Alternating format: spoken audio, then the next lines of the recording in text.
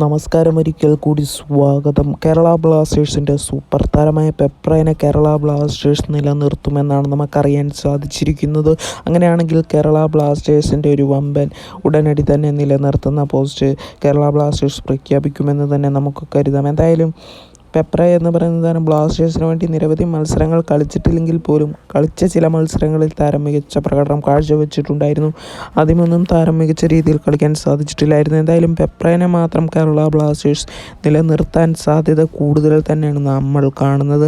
അതേപോലെ തന്നെ oven coil എന്ന് പറയുന്ന ചെന്നൈയിൻ എഫ്.സിയുടെ ഹെഡ് കോച്ചിനെ പറ്റി നിങ്ങൾക്കെല്ലാം അറിയാം. എന്തായാലും ഓവൻ കോയിൽ ഈ സീസണിൽ രണ്ടും കൽപ്പിച്ച് തന്നെയാണ് വന്നിരിക്കുന്നത്.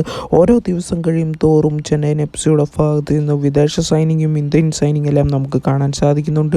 ഡെംബോ എഫ്.സി, ബാംഗ്ലൂർ എഫ്.സി, അതേപോലെ Mumbai city, east Bengal FC Goa എന്നിവർക്ക് വേണ്ടിയെല്ലാം കളിച്ച് പരിചയസമ്പന്നനായ ലെഫ്റ്റ് ബാക്ക് പൊസിഷനിൽ കളിക്കുന്ന മന്ദർ റാവു ദേശായി എന്ന് പറയുന്ന താരത്തിനെ ഇപ്പോൾ ഒഫീഷ്യലായിട്ട് തന്നെ സൈൻ ചെയ്തിരിക്കുകയാണ്. 2026 വരെ ഇപ്പോൾ ചെന്നൈയിൻ എഫ്.സി ഒഫീഷ്യലായിട്ട് സൈൻ ചെയ്തിരിക്കുകയാണ്.